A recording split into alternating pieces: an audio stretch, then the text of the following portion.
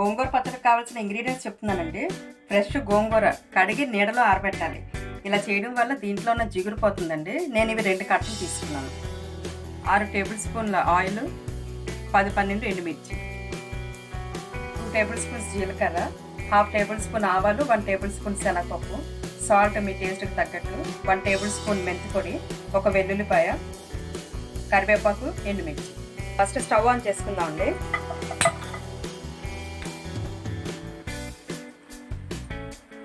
One table spoon oil add చేస్తున్నాను. దీంట్లో ఇప్పుడు జీలకర్ర, ఎండుమిర్చి, ఫస్ట్ ఈ 2 ఫ్రై చేసి తీసేసుకోవాలండి, పక్కకు తీసేసుకోవాలి.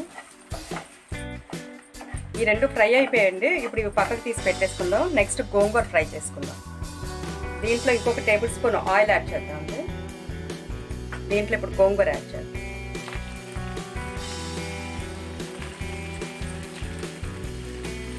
ఇది కూడా బాగా ఫ్రై అవ్వాలండి.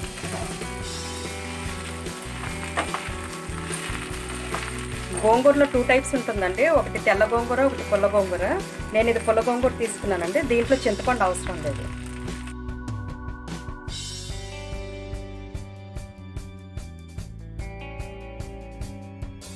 ఇది ఫ్రై అయిపోయిందండి. స్టవ్ ఆఫ్ చేసుకుందాం. ఇది చల్లారిపోయిందండి. ఇప్పుడు ఈ చల్లారిపోయిన దాంట్లో మెంతి పొడి, వెల్లుల్లి రేకులు, సాల్ట్ ఇవన్నీ కలిపి గ్రైండర్లో వేసి ఒక్కసారి తిప్పాలండి. తిప్పిన తర్వాత ఇది కొంచెం గ్రైండ్ అయిన తర్వాత అప్పుడు గోంగూర వేసి అది కూడా గ్రైండ్ చేయాలండి. ఇప్పుడు దీన్ని గ్రైండ్ చేసుకుందామండి.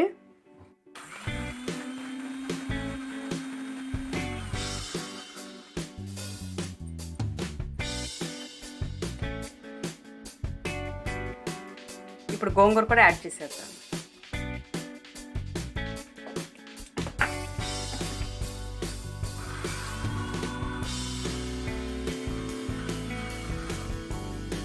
ఇప్పుడు తాలింపు పెట్టుకుందామండి.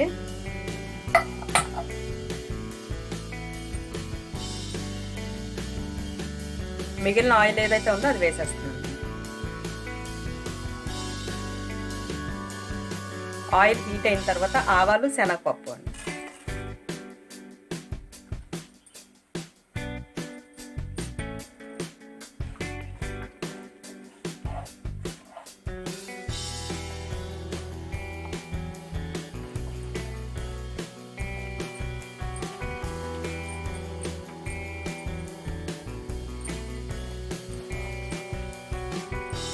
కొద్దిగా ఫ్రై అవ్వాలండి.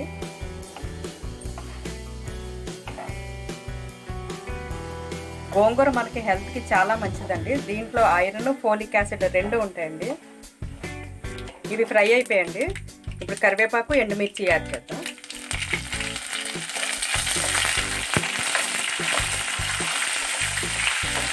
ఇలా కలుపుతూ ఉండాలండి. నెక్స్ట్ ఈ గోంగూర పచ్చడి కూడా యాడ్ చేశాను. ఇది బాగా కలుపుకుని ఒక 1 మినిట్ తర్వాత స్టవ్ ఆఫ్ చేసుకోవాలండి. గోంగూర పచ్చడి రెడీ అండి. దీన్ని డిష్ అవుట్ చేసుకుందాం. చల్లారిన తర్వాత ఇది ఎయిర్ టైట్ జార్లో స్టోర్ చేసుకుంటే 3 మంత్స్ వరకు నిల్వ ఉంటుందండి.